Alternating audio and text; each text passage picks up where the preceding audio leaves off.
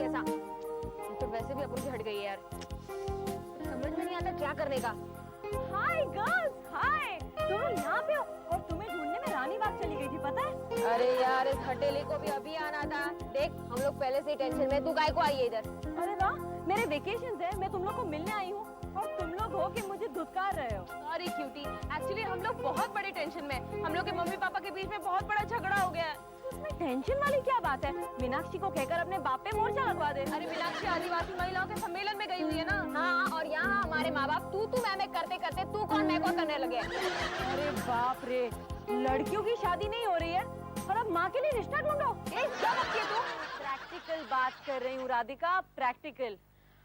अब कल उठकर अगर तुम्हारे डैडी ने तुम्हारी मम्मी को डिवोर्स दे दिया तो तुम क्या अपनी जवान माँ को अकेला छोड़ दोगी? जमाना बहुत खराब है राधिका। हाँ यार, ये लड़की तो ठीक बात करी है। राधिका, एक पति की छोड़ी हुई औरत और एक कटी पतंग में ज्यादा फर्क नहीं होता। सभी लोग उसे लूट कर अपने घर में रखना चाहते हैं। अब तुम लोग ये मुहावरेबाजी छोड़ो और सोचो क्या करना है। ये छोटी कहाँ है? वो हस्बैंड वाइफ की रिलेशनशिप में एक्सपर्ट है, उसका एडवाइस लेना चाहिए। छोटी सारे मोहल्ले में रसगुल्ले बांटकर ये खबर फैला रही है कि हमारी माँ ने हमारे बाप को छोड़ दिया। ओ गॉड, इससे तुम्हारी बदनामी बढ़ेगी, उसे रोकना चाहिए। अरे यार, अपन ने उसको समझाया अभी कि काय को हमारे खानदान की इज्जत का रगड़ा बना रही है, तो बोलती है कि जर्नलिस्ट के प्रोफेशन के साथ अपन गद्दारी नहीं कर सकता। उसने बोला कि खबर घर की हो या कबर की, एक जर्नलिस्ट का फर्ज होता है कि उसे जनता तक पहुंचाए। मतलब हमें कुछ सोचना पड़ेगा। उसमें सोचना क्या है? तुम अपने डैडी को कह दो कि तुम्हारी मम्मी का अफेयर अक्षय कुमार के साथ है। मर्द तो होते ही जेलस है, फट से तुम्हारी मम्मी को लेके जाएंगे। जब पूरी दुनिया में एक अक्षय कुमार ही मिला था, क्योंकि अक्षय कुमार एक ऐसा आदमी है जिसकी फिल्मों से ज्यादा अफेयर्स रिलीज हुए हैं। अपने मुंह पर सेंसर की पट्टी लगा, समझी ना? खबरदार जो अपन की माँ के कैरेक्टर के बारे में उल्टा सीधा बोली तो। हम तो चाहते हैं कि हमारे मम्मा और पापा के बीच में प्यार की तड़प फिर से जाग जाए। वो लोग एक दूसरे को इतना मिस करें कि उन लोगों का एक दूसरे के बिना जीना नामुमकिन हो जाए, तभी उनका पुनर्मिलन हो सकता है। राधिका, ये बहुत मुश्किल है, क्योंकि शादी के 3-4 साल के बाद ही पति के लिए पत्नी केबल की फिल्म बन जाती है, जिसे देखे या ना देखे कोई फर्क नहीं पड़ता। और पत्नी के लिए पति खिड़की का पर्दा बन जाता है, जो सिर्फ लटकता ही रहता है। तो सिचुएशन तो बदलनी ही पड़ेगी। हमें डैडी के लिए मम्मी को कहो ना प्यार है का प्रिंट बनाना पड़ेगा और मम्मी के लिए डैडी को साड़ी के सेल का बैनर बनाना पड़ेगा। चलो बच्चों, नाश्ता कर लो। वाह, खा राधिका, आज ने तेरे माँ की ममता की रोटी खाई है, आज बाप के हाथों का पराठा खा लेना। क्या हुआ? बहुत ज्यादा नमक है। अरे यार खा ले, अंदर किचन में तेरी माँ नहीं है कि तेरे को दूसरा बना कर देगी। अब बापू को बहुत काम है, बर्तन धोने हैं, कपड़े मशीन में डालने हैं, फिर अपना टिफिन भरना है और फिर ऑफिस भी तो जाना है। कपड़े और बर्तन? आज सकुबाई नहीं है ये क्या? अरे बापू, आपको मालूम नहीं, ये काम वालियों के नखरे ऐश्वर्या राय से भी ज्यादा होते हैं। हाँ, 15 दिन तो डांडी मारती है, वो तो मम्मा याद ही से हम लोगों को कुछ पता ही नहीं चलता था। हाँ, ऐसे ही औरत को घर की लक्ष्मी नहीं कहा जाता। और एक तुम हो, घर की लक्ष्मी को झांसी की रानी लक्ष्मीबाई बना दिया। उसे इतना उकसाया कि वो बलवा करने पर मजबूर हो गई। बोलो, पहले आग लगाती है, बाद में फायर ब्रिगेड वाली भाषा बोलती है। डैड, अगर आप बड़ी मम्मी की तस्वीर देखेंगे तो वो जिंदा होकर वापस नहीं आ सकती। हाँ बापू, अगर कोई वापस आ सकता है तो वो है आपकी बीवी नंबर 2। कोई जरूरत नहीं है, और बार बार उसका नाम मेरे सामने मत लेना, समझी? क्यों, आपको उनकी याद नहीं आती? मुझे क्यों याद आने लगी? राधिका, याद उसकी आती है जिसे आदमी भूला हो। अरे अपनी माँ तो बापू के दिल के आसपास ही रहती है। ठीक है, नाश्ता कर लो, मुझे ऑफिस जाना है। देखो, तुम कपड़े और बर्तन धोगी, समझी? बापू, आप अपन को किसी को धोने के लिए बोलेगा ना तो वो अपन कर सकता है, लेकिन ये कपड़े बर्तन अगर अपन धोएगा तो अंडरवर्ल्ड से तो अपना हुक्का पानी बंद हो जाएगा। और डैड, मैं तो बिल्कुल ही नहीं धो सकती, क्योंकि मम्मा ने मुझे साफ मना किया है। उन्होंने कहा है मुझे पढ़ लिख कर IAS ऑफिसर बनना है, ये धोबी घाट नहीं खोलना। ठीक है, लॉन्ड्री में दे देना। बापू, आज तक बर्तन धोने की लॉन्ड्री नहीं खुली है। ठीक है, शाम को मैं आके धो लूंगा।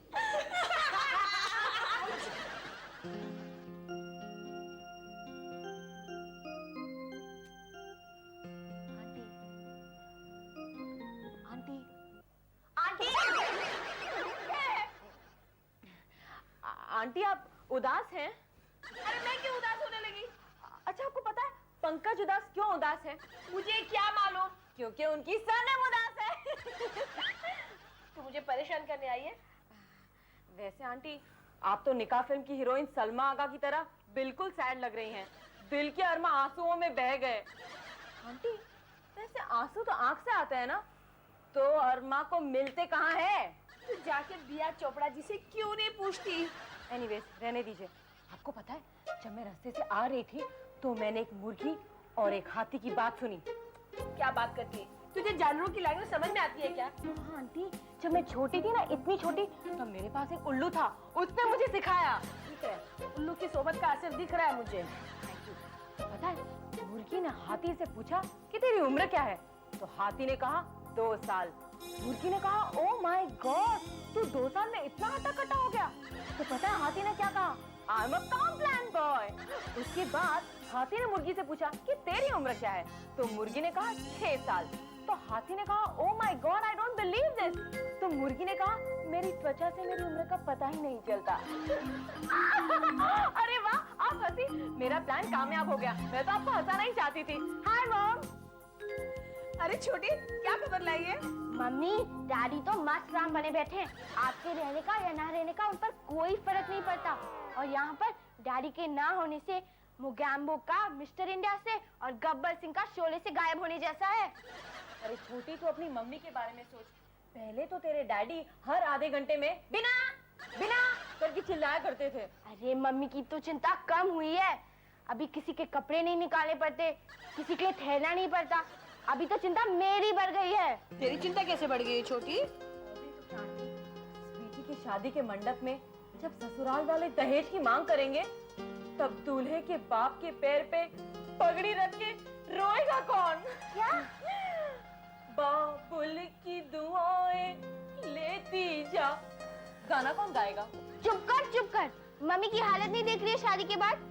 और डैडी तो 23 साल के बाद मम्मी को ऐसे भूल गए जैसे कोई बिना नाम की औरत थी ही नहीं उनकी जिंदगी में। हाँ यार, 3 दिन हो गए, झूठे मुंह फोन भी नहीं किया पूछने को कि दीना कैसी हो तुम। मम्मी, आपको तो एक फोन कर लेना चाहिए था। अरे मुझे क्या उनकी परवाह पड़ी है, जब उनको मेरी परवाह नहीं है। तुम लोग बार बार उनका नाम मेरे सामने मत लो। कहो ना प्यार है, कहो ना। छोड़ उसको। अपन के माँ बाप है ना, अकड़ कर भ्रूण पाने से कड़क बन गए। तो उन्हें नरम करने के लिए क्या करें? वेरी सिंपल, भ्रूण को नरम करना हो तो गरम चाय में डालो। अपने आइडियाज अपने पास ही रख। और तुम लोग को मालूम है आदमी का सबसे बड़ा दुश्मन कौन है? एड्स। शराब। उसका ईगो। हाँ, बड़े बड़े स्टार्स अपने ईगो की वजह से मर गए। अरे तू स्टार्स की बात करिए, रावण खत्म हो गया अपनी ईगो की वजह से। अच्छा, यानी रामानंद सागर ने हमें उल्लू बनाया? हाँ, क्या मतलब? मतलब उसने अपनी रामायण में ये दिखाया है कि रावण को राम ने मारा, और तुम कह रहे हो ईगो ने मारा। रामायण ही बदल रही है। अरे रावण को ना ईगो हो गया था, अहंकार हो गया था कि उसे कोई भी खत्म नहीं कर सकता। इसी वजह से विष्णु ने राम का अवतार लिया था और उसे मारा था। ओह अच्छा, इसी अवतार लिया था। अगर ये सब बकवास खत्म हो गई हो तो हम हमारे माँ बाप की महाभारत के बारे में बात कर सकते हैं। ओह माय गॉड, तुम्हारे माँ बाप की भी महाभारत है? Oh my God, I didn't know this. क्या फैंटास्टिक। क्या लगता है क्या कर रही इधर? अक्ल इधर पे क्या बोल रही है? अरे टोपी और गैंग, क्या चल रहा है ये सब? कुछ नहीं, वही अपने माँ बाप का पुराण। उन्हें कैसे मिलवाया जाए? अरे बाबा, इतनी सिंपल सी बात है। मुझे तो लगा तुम लोग कुछ कश्मीर का मामला डिस्कस कर रहे हो। इस वक्त हमारे मम्मी डैडी का मामला कश्मीर के मामले से काफी बड़ा है। अरे यार, इसमें कौन सी बड़ी बात है? डैडी को बेवड़ा बना दो, मम्मी को पागल, बस सिंपल सी बात है। क्या बात कर रही है छोटी तू? अरे यार, कभी तो अक्ल की दुकान का माल का इस्तेमाल करो। चलो सभी से कान लाओ। 1 मिनट, कौन सा वाला, राइट या लेफ्ट? अरे तुझे जो भी अच्छा लगे। हाँ, 1 मिनट मैं देखती हूँ मुझे कौन सा पसंद है। वाह वाह वाह, क्या कान है! ये कान नहीं, किसी शायर की दुकान है, खयाल की रुबाई है।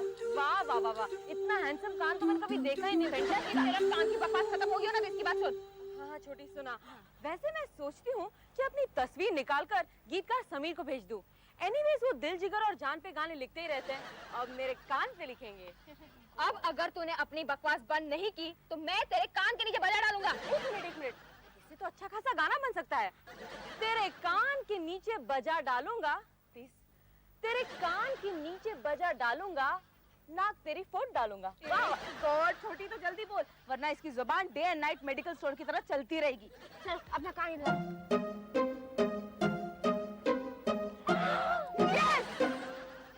8 दिन हो गए, ये लड़कियों को लेकर चली गई।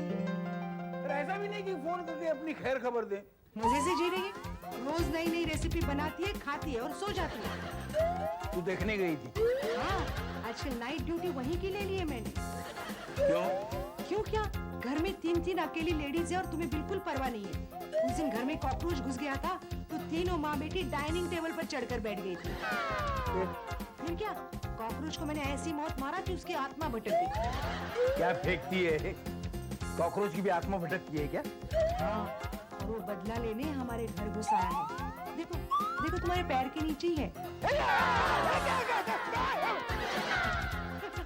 कैसा उल्लू बना है आप? तुम्हारे ही दिन है ना, एक मुझे लल्लू बना के चली गई, तुम मुझे उल्लू बनाओ। मर्द लोग ना जिंदगी भर बीवियों से सॉरी सुनते रहेंगे और कभी अपने मुंह से सॉरी नहीं कहेंगे। Daddy, daddy, daddy. क्या हुआ? रो क्यों रही है तू? मम्मी, क्या हुआ मम्मी को? मम्मी पागल हो गई है। पागल हो गई है? क्या बकती है तू? हाँ, बिल्कुल प्रतिघात के नाना पाटेकर जैसी पागल हो गई है। क्या? हाँ अंकल, हाँ। रास्ते पे जाके ट्रैफिक हवलदार की तरह गाड़ियाँ रोकती है, स्टेशन पर जाके लोगों की टिकट्स चेक करती है, और तो और बस पे चढ़कर बस कंडक्टर की तरह घंटियाँ बजाती है। ये तो अलग किस्म का पागलपन हो गया। हाँ, वो बड़ा सोच समझ के क्रिएट किया था ना, इसलिए। क्या? इसका मतलब है कि मम्मी ऐसा सीन क्रिएट करी है कि आप सोच भी नहीं सकते। जैसे? जैसे अंकल वो सड़क पे जाके कचरा उठाकर अपने सिर पे डालती है। ये पागल लोगों का फेवरेट शौक होता है।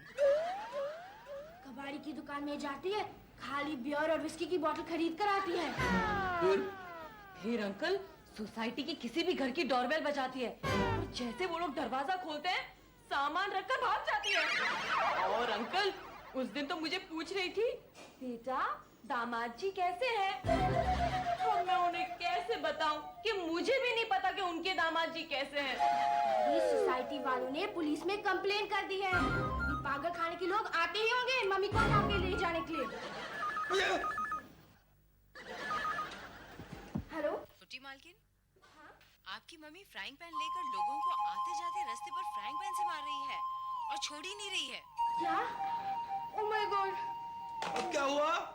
डैडी, मम्मी रास्ते पर जाकर हाथ में फ्राइंग पैन लेकर आते जाते लोगों के सर पर मार रही है और उसको गिन रही है। अब तो उसे रोकना ही पड़ेगा। जब रोकना था तब रोका नहीं, अब तो सदमा की श्रीदेवी बन गई है। तुम लोग यहाँ पे रुको, मैं जरा जाके आया। हाँ ओके, बाय। हाँ। आना वापस आना। चल गया, चल जल्दी से जाकर वो गोली सामने रख देते। चल चल चल चल।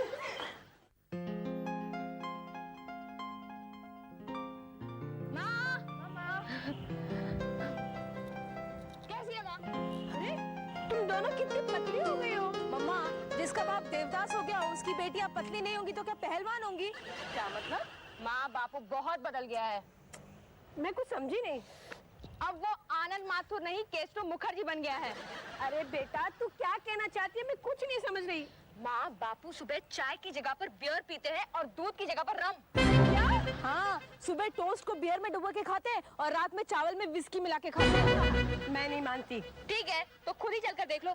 और सिगरेट तो इतनी पीते हैं जैसे उनका मुंह नहीं किसी मिल की चिमनी हो। फेफड़े उनके आगे कमजोर है, ऊपर से सिगरेट पीते हैं और दिन भर एक ही गाना गाते हैं, राम दुलारी मायके गई खटिया हमरी खड़ी कर गई। अच्छा, खटिया तो अब मैं खड़ी करूंगी।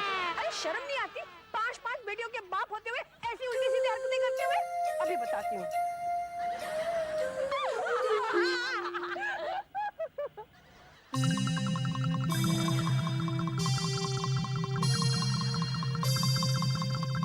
इतनी सारी बोतलें, अरे कबाड़ियों को बुला के ये सब बोतलें बेचो, ये हमारा घर है, मधुशाला का सेट नहीं है। मम्मी, डैडी ने ये सब बोतलें बेचने से इनकार किया है। क्यों?